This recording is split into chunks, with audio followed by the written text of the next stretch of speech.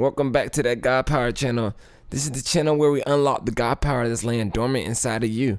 But first, today, I wanted to share with you something special. If you haven't been with us for all of the other videos, I've done an interview with Isaac Brox that you should check out. It's talking about God Power. It's God Power from another perspective. It's just a lot of good information in that one. You should check out that interview. It's pretty cool.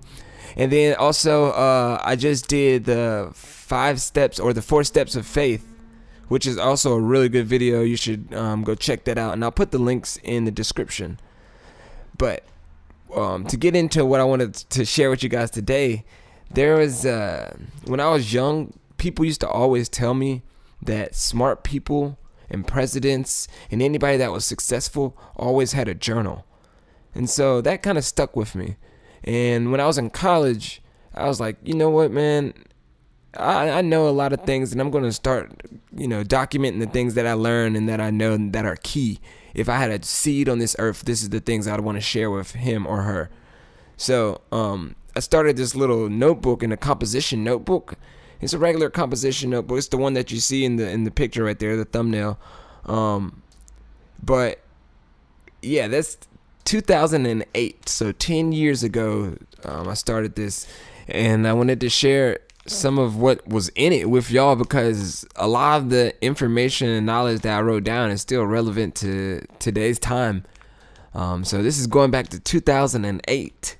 That's how long I've been on this journey of wisdom, you know what I'm saying? And I'm sure that it's gone before that, but this is how long I've been documenting it. Now, the reason why the book looks the way it does is a really good story, and this is the reason why I know that I'm supposed to share this information that's inside of this with the world. You know what I'm saying? Or it could be coincidence, which really I don't believe in. So I just say that for the naysayers. But the reason why it looks like this, so check me out. I'm about to tell you a story. Me and my little brother, we were going out just chilling one summer, and I had some extra money. I was like, bro, do you want to go canoeing down the Neuse River? And he was like, hell yeah, let's do this shit. So we went and bought a canoe, and we went and just got on the river. We didn't know how to canoe, but we figured it out, and it was fun as shit. And I brought my book, and I brought, a couple things with me. I brought my cool shoes. I had some really cool DC shoes that I brought with me on that canoe. We had lunch and everything, but we went a long ways down the river, and we're like, oh man, we got to go back. So we had to paddle upstream. Now, mind you, there were a couple parts in the river where it was like a little dip, like a little rapids, like where the river got really rough and it was carrying us. So we had to go upstream, so paddle back against that stuff. And it was starting to get really dark. And I remember there was one part where we had to, like, the river came, it was like a mini waterfall. Maybe it's like a step. You could think of it as like a step in the water. And it was going upwards, and we're like, fuck, how do we get up above that? And we were like, we're trying to paddle, and boom, everything went into the river. Our shit capsized. We went into the river. All of our shit in the boat went into the river. So my notebook right here was submerged underwater. And we're like, fuck, go grab everything before it flows downstream. So we're trying to grab as many things as we could. My DC shoes, sadly, they're gone. And I haven't even seen anybody with them shits still to this day. Fuck.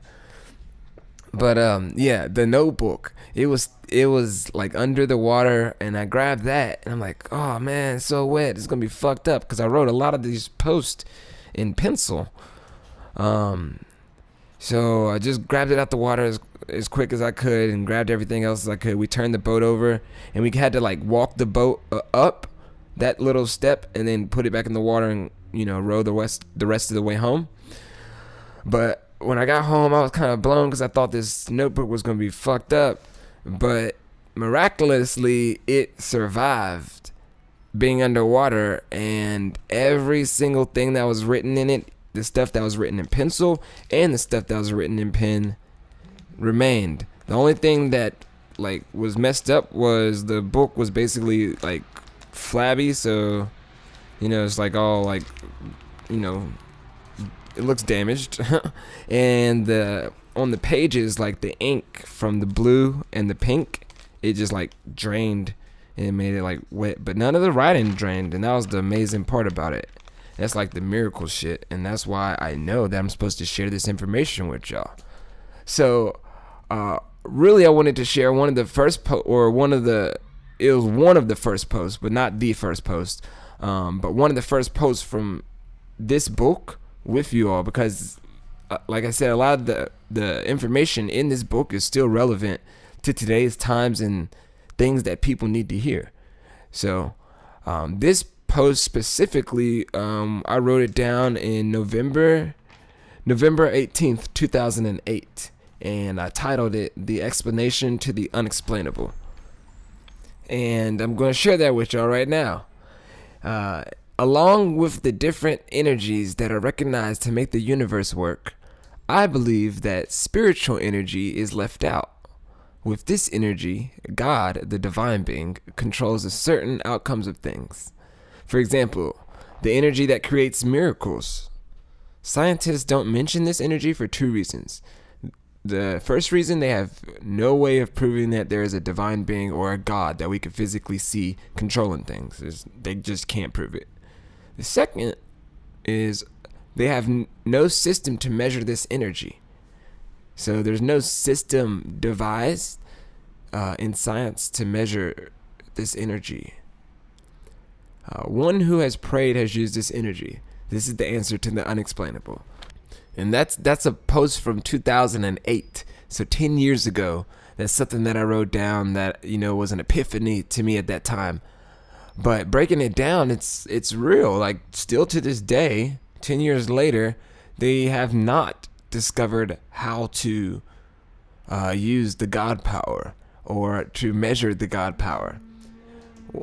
There is certain things like CERN. If you look up CERN, the Large Hadron Collider, that they have found, or they have allegedly found, the God particle, which is the Higgs boson, and that's supposed to change things into matter. Basically, it's supposed to create matter out of nothing. It's the God of the particles, and that still doesn't measure God energy. And then they found this thing called dark energy, and they're like, oh, well, this is the thing that powers everything. But they still have not measured or acknowledged God power that is in this earth, which again is the power of miracles. So I want to share that with you, because I thought that, even though that's 10 years ago, that information is still relevant and is still powerful, that there's something more here, and there's something that we have to figure out, and we have to learn how to use it for the benefit of the kingdom, like use it for building the utopia that we all know. You feel it in your body. You're like, yo, this is something, everything's wrong. How do you know it's wrong? Because you're thinking of a right. Bam. If you like what you heard today, click the like button and subscribe, share it with everybody, and then click the bell if you want to get notified for future videos that I drop. I'll be dropping some more in the future. Hopefully I'll drop another video tomorrow, but just stay tuned. And in the meantime, remember that you got that God power. Loving the God power. I got the God power. Tapping the source, caught in the vibes. I just thank God I'm alive. I just thank God that